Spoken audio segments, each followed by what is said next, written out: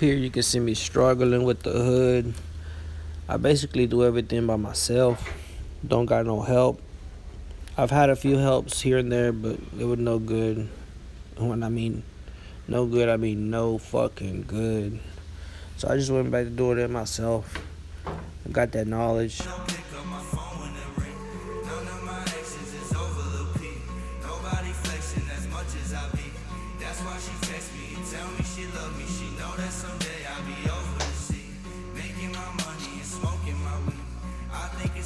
Thanks everybody for tuning in today.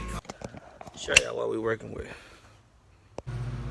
So all the lifters, I have already bled them. Already got all the bubbles out. Over here, got all that nice and cleaned out. Got the new gasket ready for it. And over here, everything has been cleaned out as best as possible. These are gonna need a change soon. I did try to clean them the best that I could. This one was like this, but it did get better. This one is just bad, I guess. But I hope it runs good, because this is a budget build. And I am only rebuilding the head. Also, I got this. I'm gonna do a delete. So right now I am working on taking off the coolant hose, which is, I don't know if you can see this bolt right here. That banjo bolt goes connected throughout the back of the engine, which is very annoying to get to. So I found that I could do this instead, save me some hassle from ever working on that, since it is in the back of the engine. So what I'm gonna do, take that off, replace that with a better hose, and that will go from here throughout the bottom, and it's gonna go connected to the water neck. So that is the process on that. I also do need to replace my motor mounts. A few more details on that. Got this box full of goodies. And over here, I am planning on running my dual guides. I am removing my shims, so it should be looking like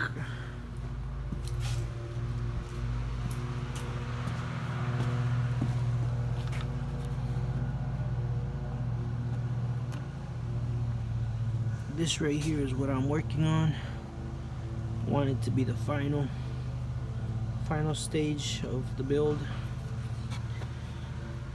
This engine wasn't in the very best condition when I purchased it. The guy told me it was good, but you know, Facebook market. So what happened with this motor, it is a simply reliable motor, but it threw 2 rocker arms, and the place I took it to, which is a garage, they told me that they wanted to send my head for a valve job.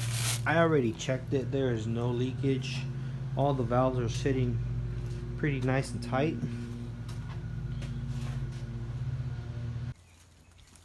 What's up, guys? Day 2. So last night I ran into a small problem. I'm hoping it's a small problem. There we go. Got that broken. I was using my torque wrench. I was almost at about 90 pounds. When this one right here, that bolt, the ARP bolt, it got stripped after this little incident. So now I'm gonna have to wait. I am gonna have to go look for some extractor, and I was working on my delete down here. ran into another problem. That hose right there is too short. See it right there? Too short. You're gonna have to go find a replacement for that. But let's see what happens, guys. So originally these two rocker arms right here, they were both kicked, thrown, whatever you want to call them. They were out of place. The garage where I took it to, because after I bought this engine, it took me about 2.5 months, I want to say, to get it started. And it was a pain in the ass. Big pain in the ass. But I mean, I guess that's Facebook.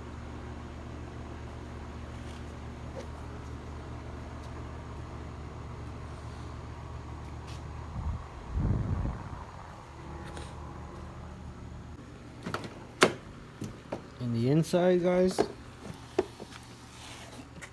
we got these beautiful Ricardo Raptor confetti seats. We got the matching pair, of course. We got no headliner. Now this side, I took it apart because I was trying to put the seatbelt. I haven't finished that. I haven't really been doing interior work. Been trying to focus more on the engine. These are my OEM seats. Now that one looks a bit red, yes. This one doesn't. And I'll tell you why. My GT Grant steering wheel. Have my boost gauge. No stereo.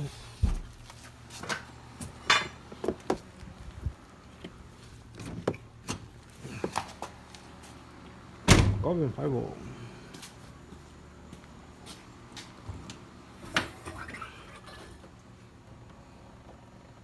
So if you see here, these are the originals. They're a bit dirty because my brother's dog got on them. She was just chilling on them. And if you look at these, they're a bit dirty as well. But these are red and black with leather upholstered. So the story about those, you don't want to look at that. Birds on this line is always chilling. Can't do nothing about it. So the story about my back seats, I originally paid $1,000. $1,000 for the back seats. I don't know if that's smart or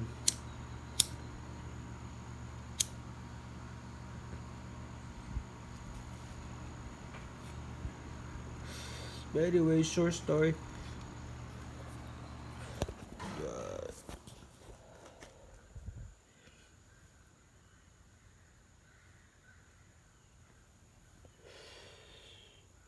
Long story short,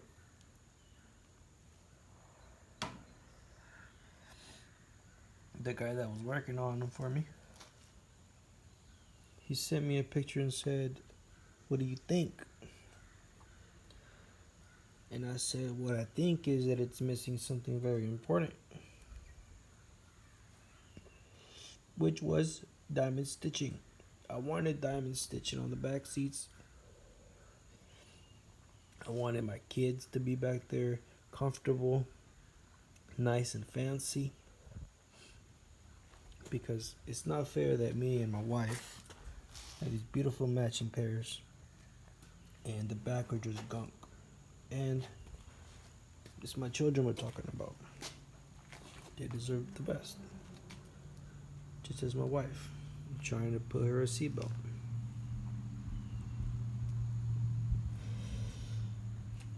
That this car here is very dirty.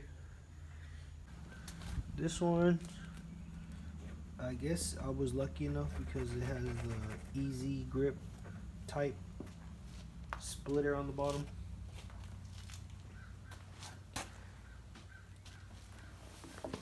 And as you can see, I have tons and tons of parts here available. Now the reason that being is, this is my second SR.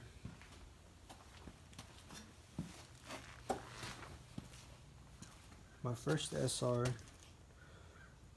had the orange cap. And the one I just recently purchased off Facebook, just like I bought the car off Facebook as well.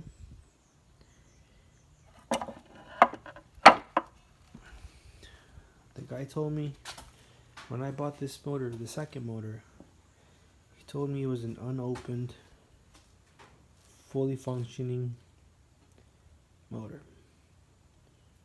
But was it? I mean, this was supposed to be a direct bolt-in replacement, drop and go. Let's hit the road. But it wasn't, and it hasn't been. Hell no.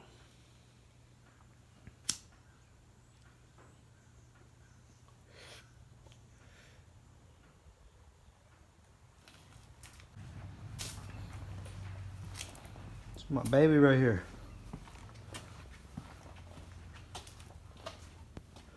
Got the headwork going on. Take that off. Got the Sr20 red top. Got that straight bolt. I'm about to fuck it up with some fucking extractor kit. Like and subscribe. Hey everybody, thanks for watching the video. Thanks to everybody that stay tuned until the end. And subscribe. That's right. Like and subscribe, please. Leave a comment down below if I should keep on making these videos. I got another video coming up soon. It's where I take out the stud. I want to show you if I did it the right way or the wrong way. Please stay tuned.